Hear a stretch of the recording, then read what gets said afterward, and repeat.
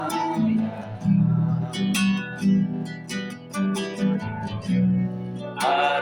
bagi katakan Bapakku datang. Bapakku datang menyembah di sini. Ku percaya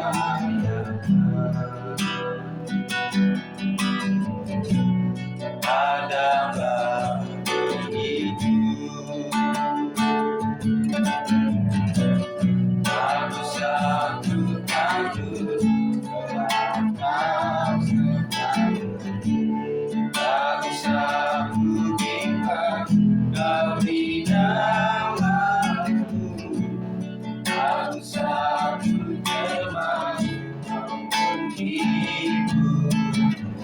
Saat ku lemah kau kuatku. Nyanyi haleluya, nyanyi haleluya. Sungguh kau enak, ajaib perkasa, Tuhan aku.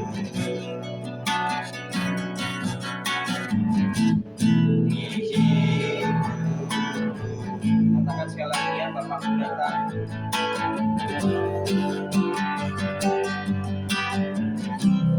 Bapakku datang menyembah di sini. Ku percayakan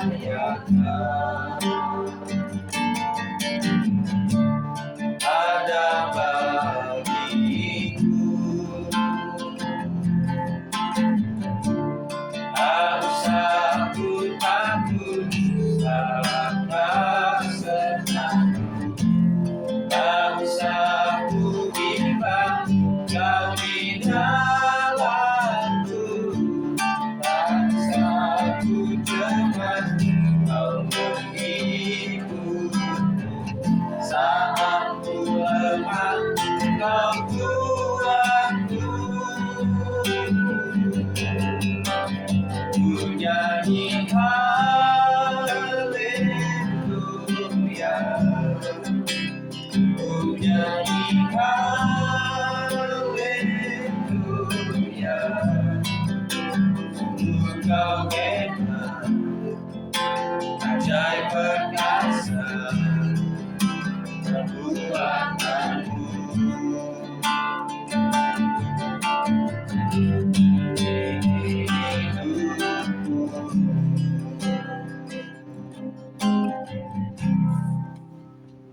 Mari kita akan berdoa. Terima kasih Tuhan, kami sangat percaya bahwa ini adalah persekutuan yang memang disukai oleh Tuhan. Kami yang masih muda ini Tuhan perlu pendidikan yang baik, karena kami tahu Tuhan bahwa permulaan hikmat adalah takut akan Tuhan, dan kami sengaja memberikan diri kami untuk tahu tentang kebenaran Tuhan, dan kami memiliki rasa yang takut kepada Tuhan, supaya disitulah kami muncul menjadi anak-anak yang pandai, yang siap untuk menempuh masa depan yang diberkati oleh Tuhan. Sempurnakan kami semuanya dan pakai hamba-Mu untuk menyampaikan kebenaran firman Tuhan, seberapapun jauh mereka bisa mengerti tentang kebenaran ini, supaya tersampaikan sesuai dengan arahan Roh Kudus sendiri. Segala roh jahat yang akan mencuri kebenaran firman Tuhan dihancurkan dalam nama Yesus. Kami siap untuk belajar dalam nama Yesus. Kami berdoa. Yang percaya katakan amin. Puji Tuhan. Sambil melihat itu ya, sambil melihat nanti sudah baca, nah baru melihat ke Om lagi ya. Puji Tuhan, kita akan bicara dan merenungkan, belajar bersama-sama tentang apa itu potensi dan apa itu prestasi. Siapa yang tahu tentang potensi itu apa? Atau prestasi deh. Prestasi itu adalah apa? Kira-kira apa? Kalau ini kan udah ketahuan nih prestasinya, misalnya menari LCD, Rekel sedang pengen belajar musik ya. Makanya dia ngeliatin Om gitar tadi. Nanti belajar rekel ya. Jadi kamu nanti yang sama Jason yang bisa untuk main di youth gitu ya. Kemudian ada Britney juga, yang dia juga ada hal lain, tidak cuma ini lagi belajar mau dancer juga. Terus ini juga belajar tadi ya. Siapa namamu? Casey ya.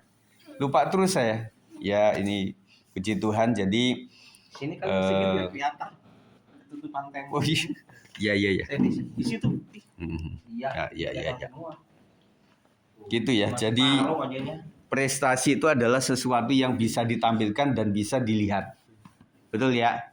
Nah, tetapi kita akan belajar tentang tidak cuma prestasi, karena harus ada melihat juga potensi. Nah, ini penggarapannya materi ini adalah untuk mengenai potensi adalah orang-orang pemimpin-pemimpin rohani dan juga orang tua. Tetapi kalau prestasi kan gampang ya. Siapa yang juara kelas, siapa juara tentang.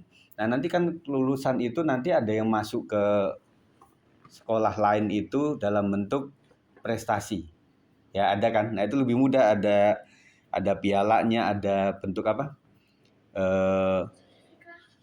Sertifikat ya. Nah, itu ada, jadi gampang.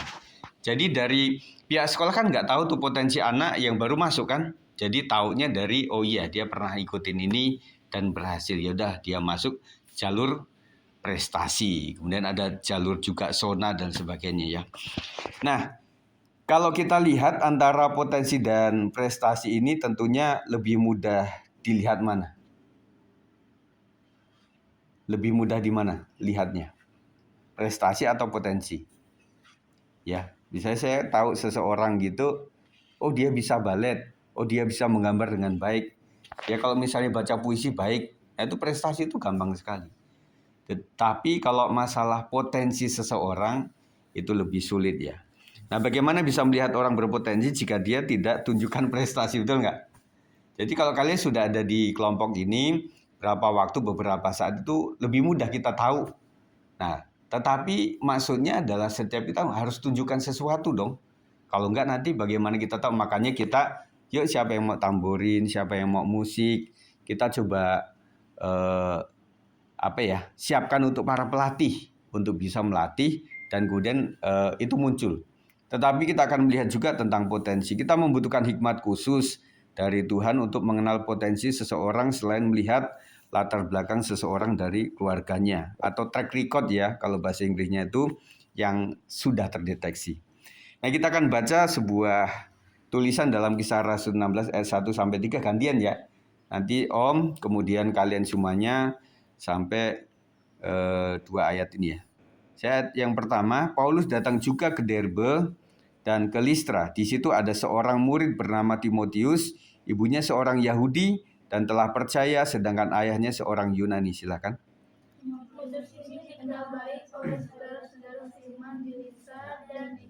Baik, ketiga kita bareng-bareng 1, 2, 3. Dan Paulus mau supaya dia menyertainya dalam perjalanan. Paulus menyunatkan dia karena orang-orang Yahudi di daerah itu, sebab setiap orang tahu bahwa ayahnya orang Yunani. Kita belajar di sini Paulus melihat Timotius memiliki potensi karena prestasi belum terlihat. Makanya di ayat lain nanti kita akan lihat bahwa jangan menganggap bahwa dia itu muda. Jadilah teladan karena dia memang masih muda gitu ya. Tetapi Paulus bisa melihat itu oleh sebab itu karena dia bisa melihat potensinya dari sejarah orang tuanya, neneknya, ibunya.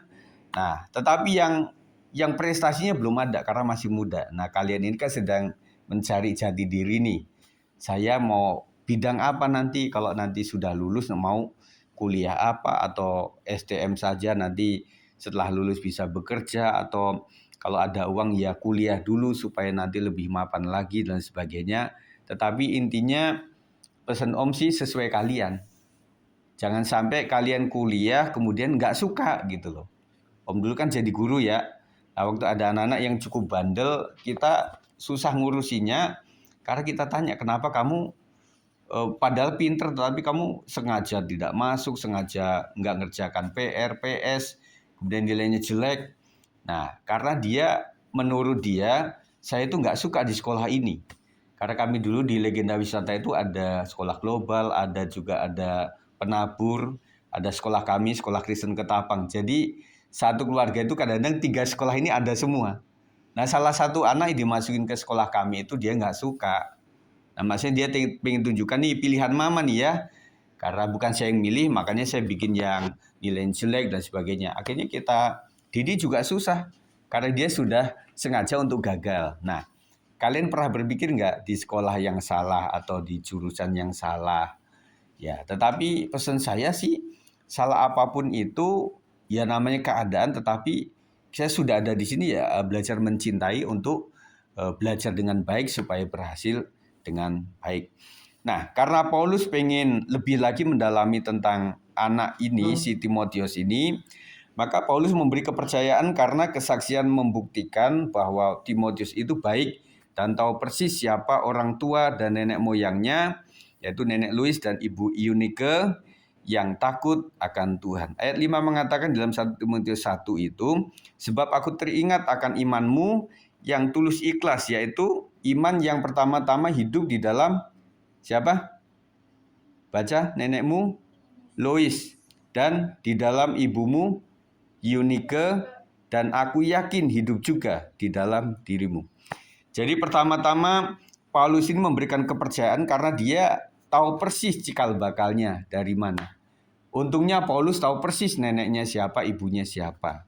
Bagi orang yang tidak kenal kan artinya, nah makanya orang Jawa bilang ada bibit, bebet, bebet. Nah, ketika cari jodoh atau cari pekerjaan, dilihat orang tuanya, keluarga besarnya bagaimana. Nah, si Paulus melihat bahwa nenek Lois dan ibu Eunike itu adalah orang yang benar-benar hidup di dalam takut akan Tuhan, memiliki iman. Nah, minimal buah itu jatuh tidak jauh daripada pohonnya, gitulah kira-kira. Nah, ini yang perlu. Jadi artinya ada masa pemulihan. Memang turunan saya dari orang yang bagaimana, tetapi saya sudah sadar diri. Ya, akhirnya saya bertobat dan menjadi orang pribadi yang baik. Tetapi kalau orang begini berarti membutuhkan tunjukkan prestasi tertentu. Ya, nanti kapan-kapan kalian minggu pertama vokal grup ya, kalian nyanyi begitu ya. Nanti kan calon jadi singer juga, jadi WL kan. Masa kami terus. Jadi kalian mesti ada waktunya. Kemudian yang kedua, Paulus melakukan pendampingan, mengajak Timotius dalam pelayanan. Dimuridkan langsung oleh Paulus, dan Paulus memberikan investasi waktu kepada Timotius. Jadi daripada saya mempercayai dia dari nenek dan juga ibunya, tetapi saya juga ajak dia untuk melayani. Nah, makanya kalian dalam pelayanan di sini kan selalu ada gurunya. Kak Michelle kan jadi guru kan, menjadi pelatih. Makanya hargai Kak Michelle, jangan sakitin dia gitu ya. Dalam artian ngikutin, nurut begitu ya. Jadi perlu pendampingan. Oh, cara geraknya seperti ini, senyumnya kayak gini. Jadi murid harus seperti gurunya. Nah, nanti kedepannya juga dalam pelayanan yang lain juga, oh iya saya pengen berlatih gitar. Nah, guru saya memainkannya seperti ini, mengajarnya seperti ini. Saya harus persis sama dia. Jadi jadikan pendamping atau guru itu menjadi idola. Ya, kalian pasti pernah lah mengidolakan artis. Kalau kemarin-kemarin kan artis K-pop tuh, rambutnya ngikut, kemudian pacaannya juga ikut, terus kemudian busana juga ngikut-ngikut semuanya. Bahkan TikTokan juga pakai lagu mereka, nggak tahu jelas nggak jelas gitu ya. Tetapi itu idola. Nah, kalau kita punya guru dan tidak mengidolakan dia, kita nggak akan nurut. Kalau di sekolahan yang nggak suka sains, itu yang paling dibenci kan guru matematika. Kalau saya itu guru musik, waktu itu disukai. Karena ya bisa berisik, bisa main gitar, main pianika, kemudian bisa main drum box begitu. Jadi mereka suka. Jadi yang disukai di sekolah itu, kalau nggak guru musik, guru olahraga. Betul nggak? Kalau mau olahraga senengnya minta ampun tuh. Tetapi kata teman-teman kalau mau bidang studi olahraga, jangan duluan. Kalau habis olahraga capek, nanti di matematika ngantuk semuanya, nggak dapet. Makanya olahraga kadang ditaruh di tengah. Tetapi murid-murid pada sebel juga karena matahari sedang panas. Hujan salah, panas juga salah. Akhirnya bentrokan di situ ya. Nah, kemudian yang ketiga adalah mempersiapkan Timotius dengan cara disunat sebagai orang Yunani demi kebiasaan Yahudi. Artinya orang Yahudi sampai sekarang pun sunat itu wajib, kayak orang agama sebelah gitu ya. Itu wajib, dan ternyata si Timotius itu bapaknya orang Yunani.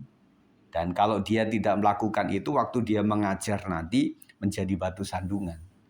Jadi dalam konteks ini bersunat itu sebenarnya demi supaya dia diterima di kelompok orang Yahudi. Ya, jadi kalau sekarang kita sunat itu demi kesehatan, bukan karena nanti kalau nggak sunat nanti nggak masuk surga dan sebagainya. Jadi untuk kesehatan saja. Kemudian mendidik dalam hal etika, diajarin cara ngomong, karena kamu adalah keturunan orang Yunani, kepada orang Yahudi harus ngomongnya yang benar, caranya begini, dikasih etika. Kalau misalnya sedang menghadapi konflik seperti apa, menyelesaikannya dengan baik. Dan kemudian pendidik, kalau sekarang anak-anak seperti ini kan diperhatikan pendidikannya. Ada perusahaan khusus yang kadang-kadang menyekolahkan atau menguliahkan lagi calon karyawan ini untuk dicalonkan menjadi bagian, kepala bagian atau SDM begitu ya. Nah, kita di gereja juga begitu. Ada gereja tertentu yang menyediakan waktu, menyediakan seorang guru untuk diutus, dilatih untuk menjadi seorang yang siap melayani. Dan itu membutuhkan biaya juga, pendanaan juga yang harus dilakukan untuk itu. Dan harus takut akan Tuhan. Maka semua dilakukan untuk Tuhan saja. Kolose 3:23, baca 1, 2, 3. Apapun juga yang kamu perbuat, perbuatlah dengan segenap hatimu seperti untuk Tuhan dan bukan untuk manusia. Jadi pendidikan yang paling diterapkan kepada Timotius adalah bagaimana dia itu melakukan segala sesuatu seperti untuk Tuhan. Seperti itu kan iya, tetapi bukan juga gitu loh. Seperti kan, misalnya saya pegang gitar, seperti seorang yang ahli gitar. Ahli gitar belum? Kan belum. Seperti itu adalah bukan tetapi iya juga, ngerti ya? Jadi untuk Tuhan itu seperti, artinya saya mengerjakan sesuatu, Timotius diharapkan mengerjakan sesuatu, melayani yang susah payah itu, dihina orang dan sebagainya, tetapi menganggap bahwa semuanya untuk Tuhan saja dan membuat dia akan terus sampai kepada selesainya. Yang keempat, yang terakhir adalah Paulus mendelegasikan tugas pelayanan. Dan kemudian orang-orang kan berpikir, kita orang tua kan ada mau kasih kepada anak muda. Nah, kalau kita mungkin agak beda, tetapi kebanyakan itu terjadi takut gagal nantinya. Dan kalian pun dituju juga takut gagal kan? Aduh, nanti kalau gagal nanti saya dicemooh orang, dipermalukan sama orang. Nah, sebaiknya saya sebagai gembala di tempat ini, jadi kita sudah kasih keleluasan semuanya, karena jemaat pendengar itu bukanlah juri-juri kayak Indonesian Idol begitu ya, bukan. Mereka itu adalah orang yang sedang beribadah sama-sama. Jadi pasti mereka mendukung lah. Ini memang anak muda yang harus dikasih kesempatan. Kalau enggak, kita semakin menua. Nanti enggak ganti-ganti begitu ya. Jadi tetap dilakukan itu sebuah pendelegasian. Seperti Pak Po tadi kan sudah hari ini memang Kamilsa lagi sakit dan kemudian nggak bisa WL. Dan artinya kan kebayang ya, mesti ada pengganti-pengganti yang biasa melayani di tempat ini. Nah itu siapa? Ya, nah artinya kita delegasikan, ayo nak, nggak apa-apa lah kamu belajar gitu ya. Nanti di rumah, daripada kalian tiktokan dengan lagu-lagu seperti itu, tiktokanlah lagu-lagu yang Kristen gitu loh. Ya, kan ada beberapa itu. Jadi kalian berlatih dari media yang ada. Jika ada kegagalan justru akan semakin membentuk pribadi untuk segera mengoreksi, tidak mengulangi yang salah. Waktu latihan nari, Om tuh pernah belajar nari loh. Jangan salah, waktu tahun 80 ada tim dari Jakarta yang mereka tuh mengajar tamborin. Saya sebagai Sigit kecil yang baru SMP itu saya ikut main tamborin. Makanya ada clap, ada praise, ada worship, itu tahu. Jadi zaman itu istilah tarian itu begitu ya. Jadi saya pelajari semua, tetapi memang bedanya kalau bukan faknya, bukan jurusannya, memang ingat dua gerakan, gerakan 2 yang baru, yang 2 yang lama udah lupa gitu ya. Makanya nggak sukses menjadi penari. Memberi penugasan secara bertahap mulai dari yang kecil hingga yang besar. Tentunya kami ini, saya sama Pak Put juga memberikan tugas itu nggak langsung yang besar lah. Kalau dia kuatnya 5 kilo, masa dikasih 1 kuintal. Itu namanya nanti ada HAM dari anak datang, kita dianggap sebagai yang tidak bertanggung jawab sama anak. Jadi tetap dikasih kesempatan dari yang kecil. Tuhan berkata, ketika orang setia pada perkara kecil, dia akan dikasih kemampuan tanggung jawab pada perkara yang besar. Nah, orang kebanyakan itu pengennya yang gede dulu. Tetapi dia nggak tahu bahwa yang kecil itu penting. Bagaimana kesetiaan dari hal yang kecil. Jadi Paulus kasih tugas yang gampang kepada Timotius. Tim, yuk ikut Om ya. Kita jalan ke cabang sana, cabang gereja maksudnya. Kamu lihat saja ya. Nanti kalau ada perlu, nanti saya suruh kamu, tetapi kamu belum mengerjakan ini. Nah, akhirnya Timotius belajar dari yang kecil, akhirnya menjadi seorang yang luar biasa. Memberi penugasan secara bertahap mulai dari yang kecil hingga yang besar. Lalu kata tuannya itu kepadanya dalam Matius 25 ayat 21, baik sekali perbuatanmu itu, hai hambaku yang baik dan setia. Engkau telah setia dalam hal kecil, aku akan memberikan kepadamu tanggung jawab yang dalam hal yang besar. Masuklah dan turutlah dalam kebahagiaan Tuhanmu. Jadi anak-anak sekalian, semuanya itu dimulai dari yang kecil. Betul ya? Tidak ada kita langsung besar, enggak lah. Tetapi ada beberapa yang memang termasuk kita itu kadang-kadang kan mendidik orang untuk meluluskan orang. Kita udah didik semuanya udah bagus, disuruh pelayanan belum siap, disuruh pelayanan belum siap, belum bisa dan sebagainya. Akhirnya pada waktunya dia sudah lulus, akhirnya dia mesti pindah ke luar kota. Nah, gereja mereka yang pakai. Jadi kita kehilangan masa. Kalau SD itu kan 6 tahun, SMP itu 3 tahun, SMK itu 3 tahun, kemudian kuliah 4 sampai 5 tahun lah. Jadi usia kita ada di sini ini cukup, kecuali kalian habis lulus kerja di sini dapat jodoh orang sini, habis itu tinggal di sini, kita bisa meneruskan itu.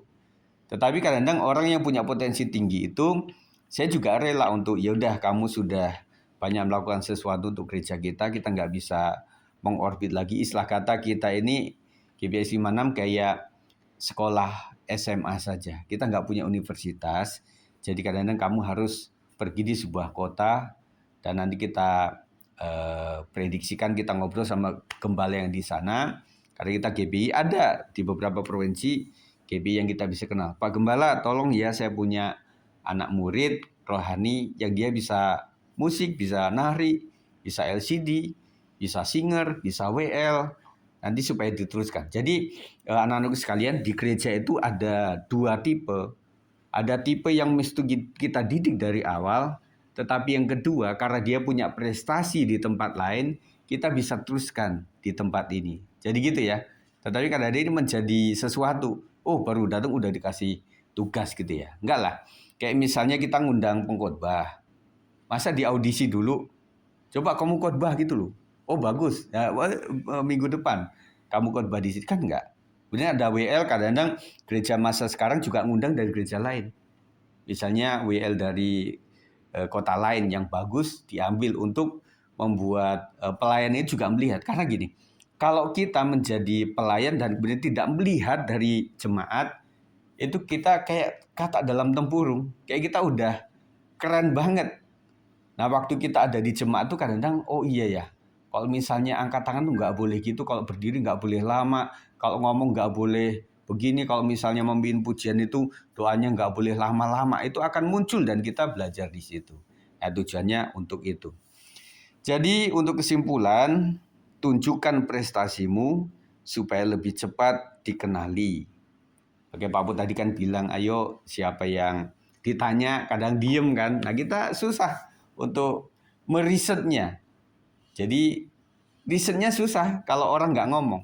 Nah, misalnya kalian tuh ahli komputer gitu ya. Tetapi ada tante sebelah itu yang pengen supaya anaknya diajari komputer.